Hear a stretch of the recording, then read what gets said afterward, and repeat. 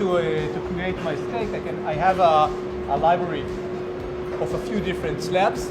I can choose each one of them and I can adjust it accordingly. I can define the amount of marbling, the internal fat or the external fat.